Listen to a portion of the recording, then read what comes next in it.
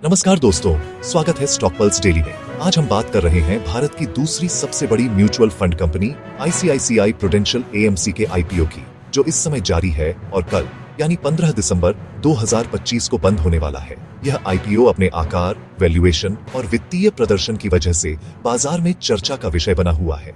यह वीडियो पूरी तरह जानकारी पर आधारित है। यह किसी भी प्रकार की निवेश सलाह नहीं है।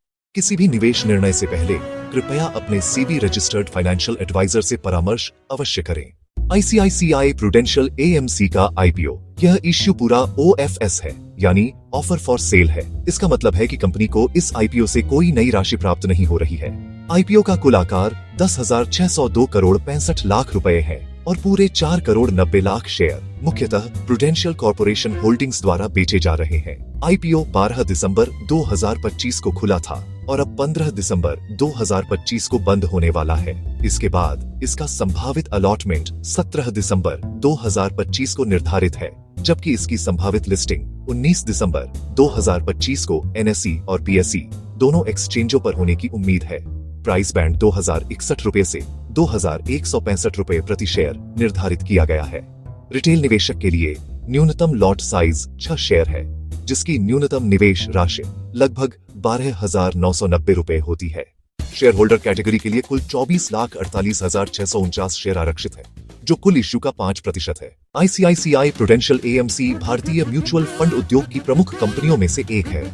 आरएचपी के अनुसार वित्तीय वर्ष 2025 में कंपनी का quarterly average asset under management यानी एयूएम 8,79,400 करोड़ रुपए था, जो कुल बाजार हिस्सेदारी का लगभग 13% है। कंपनी का एक्टिव एयूएम वित्तीय वर्ष 2025 में 7,55,200 करोड़ रुपए था, जिसके लिहाज से इसकी इंडस्ट्री में हिस्सेदारी लगभग 13.3% है। ये सभी आंकड़े बताते हैं कि ICICI AMC, AUM, active equity, ग्राहक आधार और वितरण क्षमता इन सभी क्षेत्रों में उद्योग की अग्रणी कंपनियों में से एक है। अब हम कंपनी के वित्तीय परिणामों को समझते हैं। 30 सितंबर 2025 को कंपनी की कुल संपत्ति 4,827 करोड़ 34 लाख रुपए थी। कुल आय की बात करें तो वित्तीय वर्ष 2025 में कंपनी की कुल आय 4,979 करोड़ 67 लाख रुपए रही, जबकि वित्तीय वर्ष 2024 में यह 3,761 करोड़ 21 लाख रुपए थी।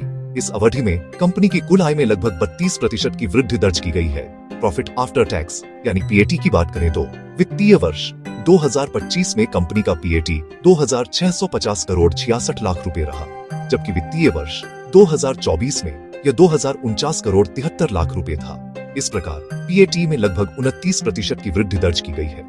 ईबिडा की बात करें तो वित्तीय वर्ष 2025 में कंपनी का ईबिडा 3,636 करोड़ 99 लाख रुपए रहा। नेटवर्थ की बात करें तो वित्तीय वर्ष 2025 में कंपनी की नेटवर्थ 3,516 करोड़ 94 लाख रुपए रही। वहीं कंपनी के रिजर्व्स 3,432 करोड़ 85 लाख रुपए दर्ज किए गए। इन दोनों आंकड़ों को मिलाकर देखा जाए तो कंपनी का समग्र वित्तीय प्रदर्शन पर्याप्त रूप से विस्तारित और स्थिर दिखाई देता है। कंपनी का आरओई यानी रिटर्न ऑन इक्विटी 82.8%। उसी प्रकार रिटर्न ऑन नेटवर्थ भी 82.8% दर्ज किया गया है। कंपनी का प्राइस टू बुक वैल्यू 30.41 है। प्रति शेयर आय यानी ईपीएस की बात करें तो प्री आईपीओ ईपीएस 53 रुपए 63 पैसे है और आईपीओ के बाद यह बढ़कर 65 रुपए 46 पैसे हो जाएगा।